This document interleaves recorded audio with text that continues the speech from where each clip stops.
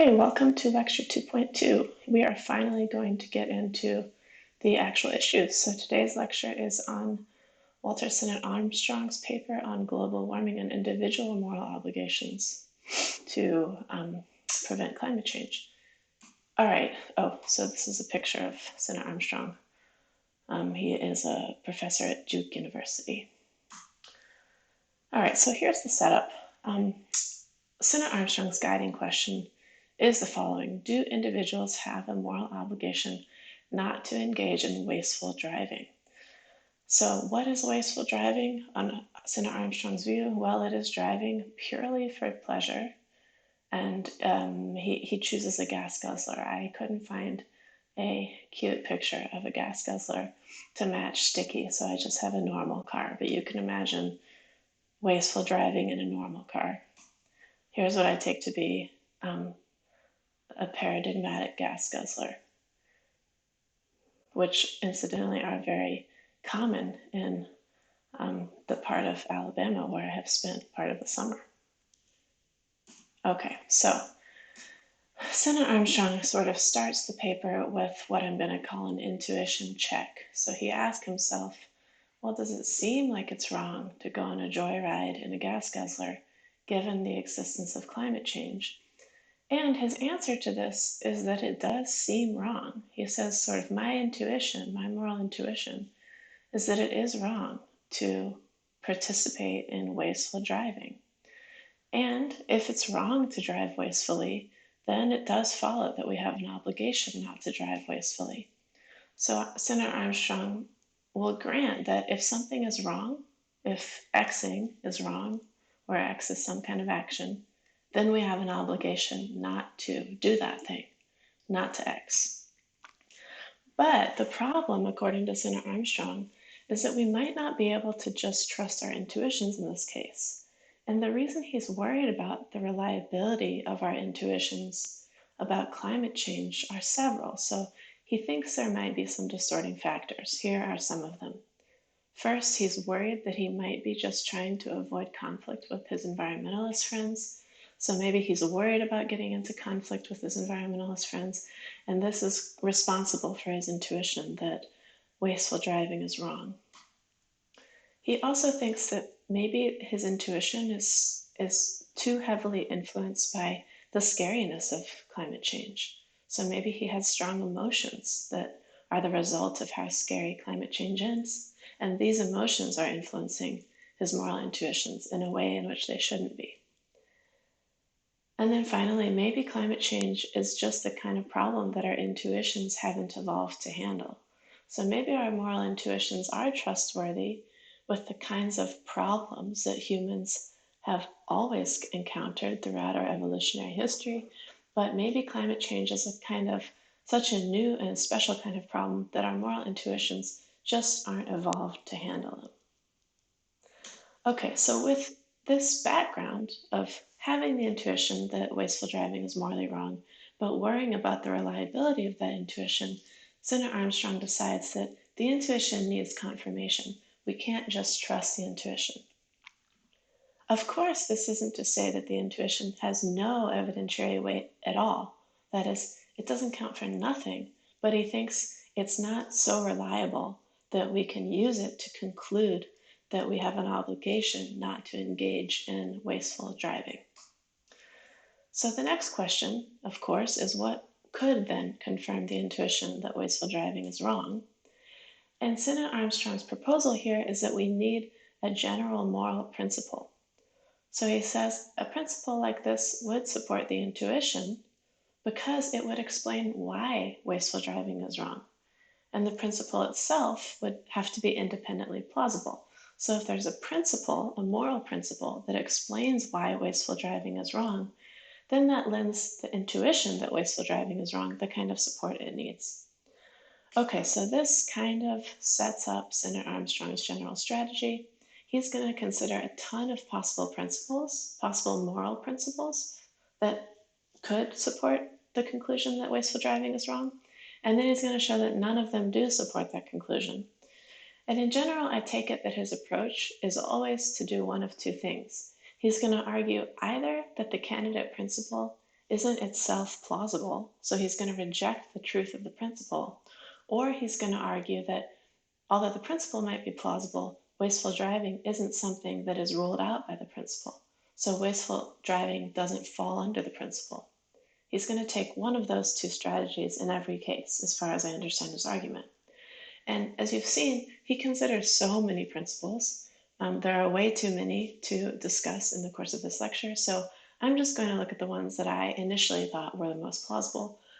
There might be others that are more plausible that I've missed, but you can go back and decide to examine the ones that you find most interesting.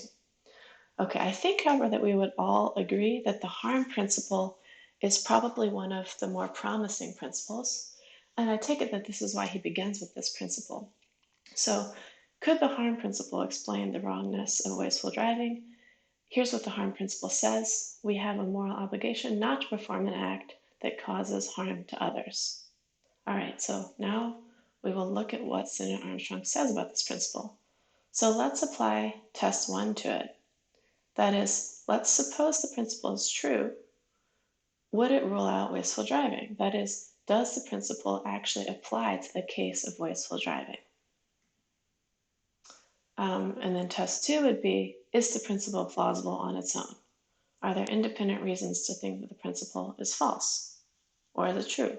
So these are the two tests that we're going to run on every principle. First, suppose the principle is true. Would it actually rule out wasteful driving and explain why wasteful driving is wrong? And then if it passes that test, then it makes sense to ask, well, is the principle plausible? Should we believe that the principle is true?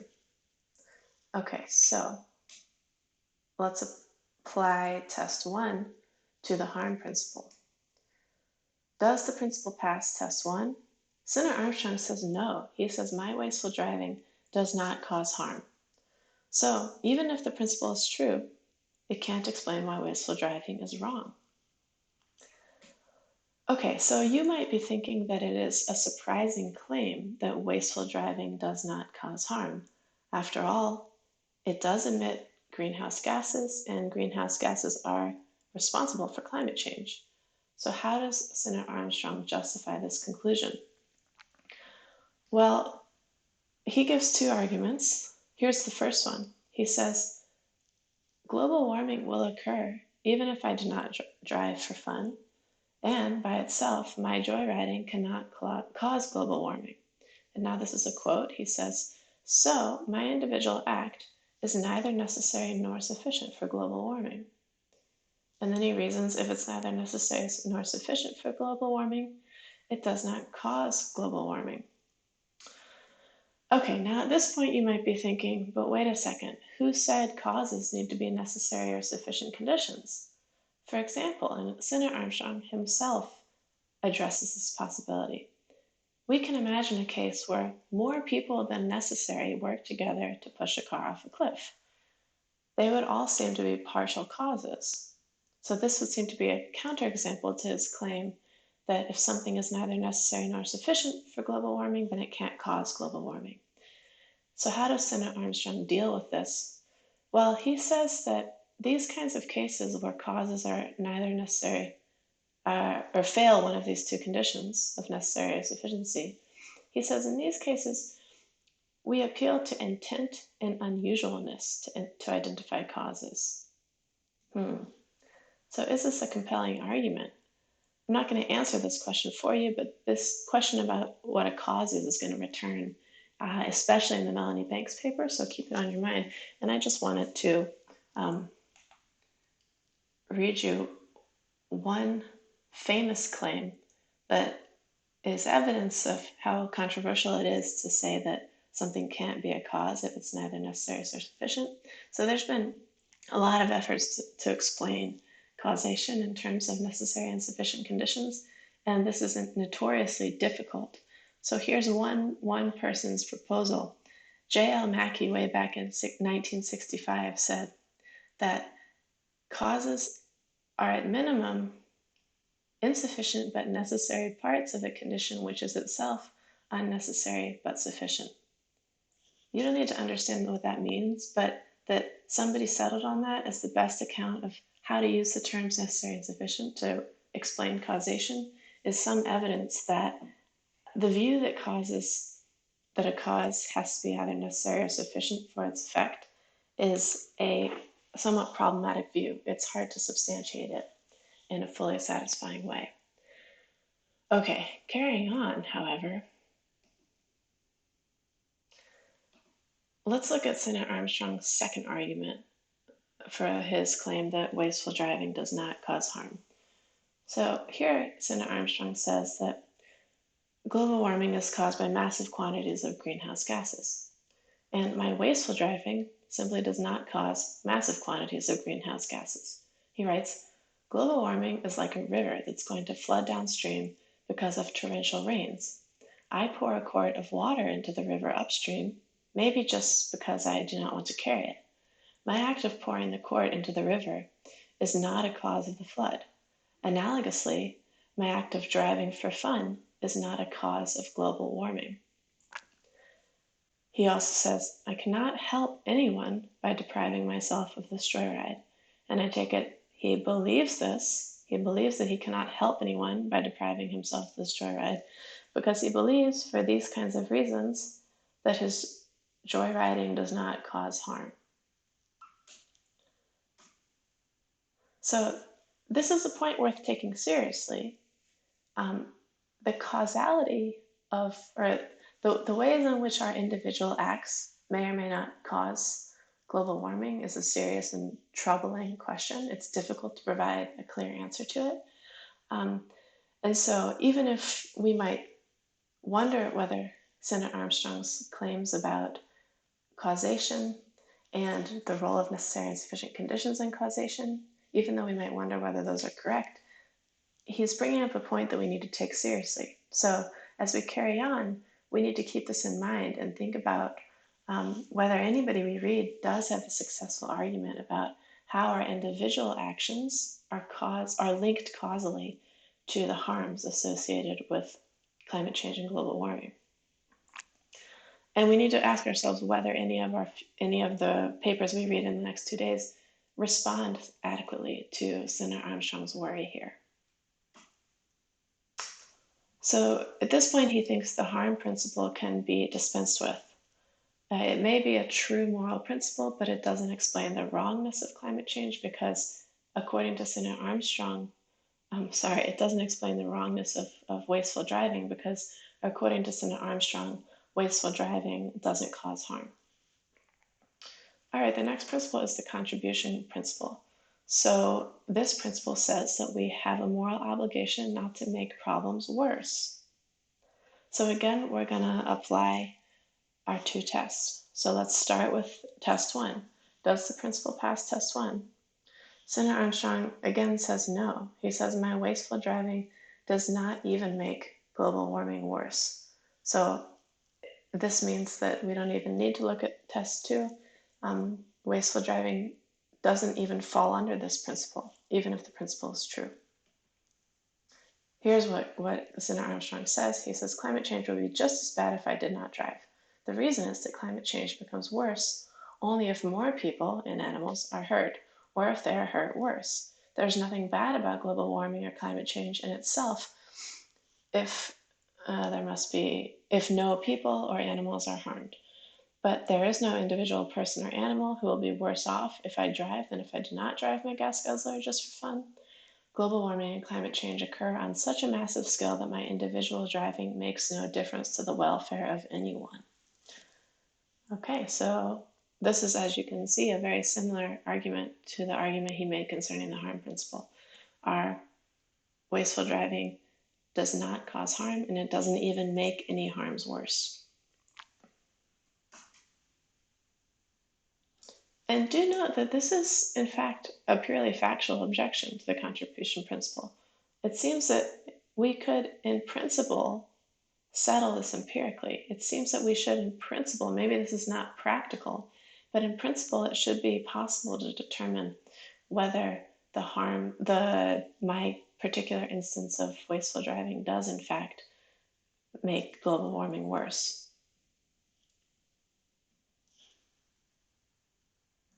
what about the virtue principle? So the virtue principle says that we have a moral obligation not to perform an act that expresses a vice or is contrary to virtue.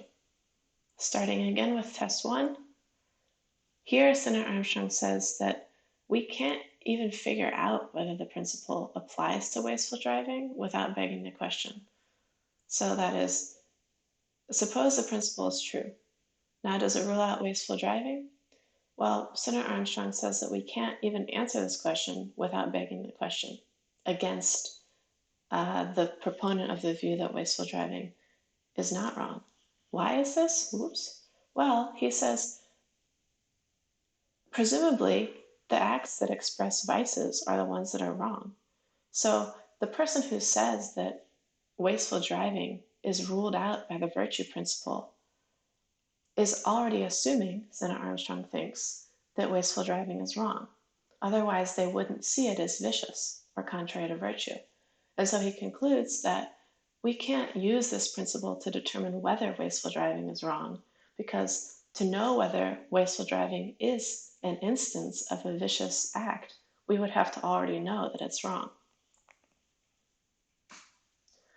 All right, what about the group principle? The group principle says that we have a moral obligation not to perform an action if this action makes us a member of a group whose actions together cause harm.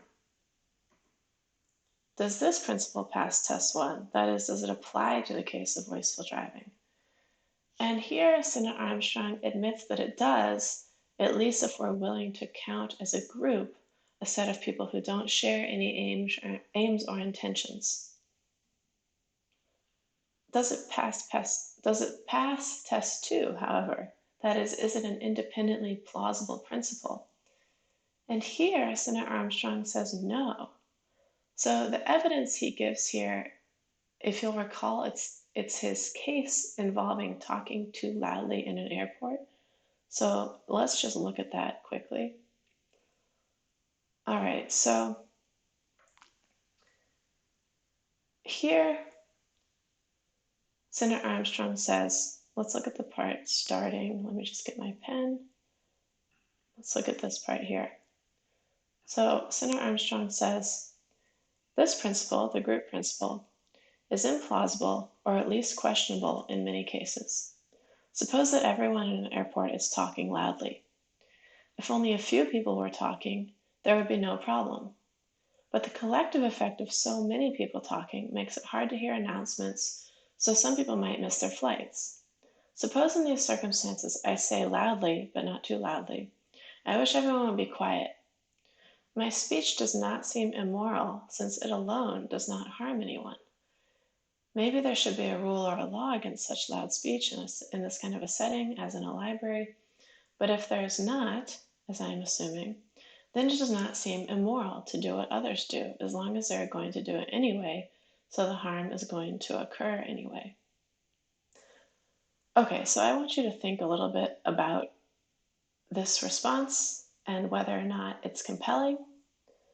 My hunch is that it depends a little bit too much on his view that something cannot be wrong, an individual's act cannot be wrong, if a particular if it's not either a necessary or a sufficient condition for a particular harm. And so I think that although he says in the lead up to this discussion that the group principle begs a certain interpretation of the group principle begs the question against him, it's a little unclear how the dispute is going here.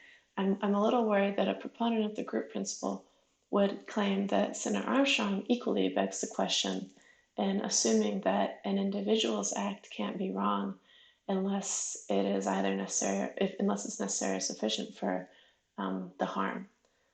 So we'll again return to this in the case of Banks's paper next week, but I want you to keep in mind how the debate is trading back and forth between the two sides here, and think a little bit about whether you think one side or the other is begging the question against the other side.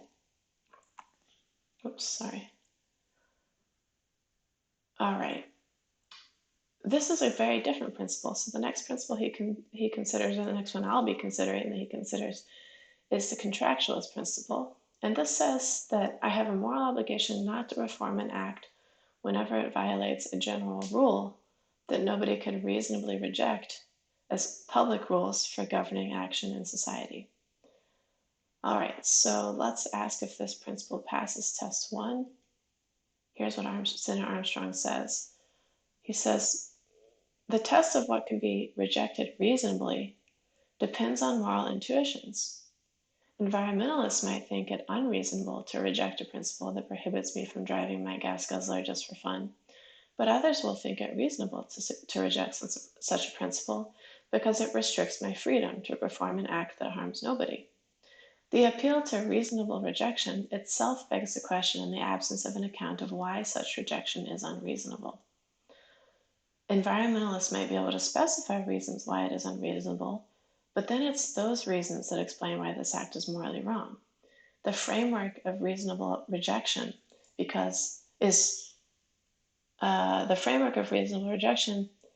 sorry, there's a typo here. I think he means to say is a distracting and unnecessary sidestep.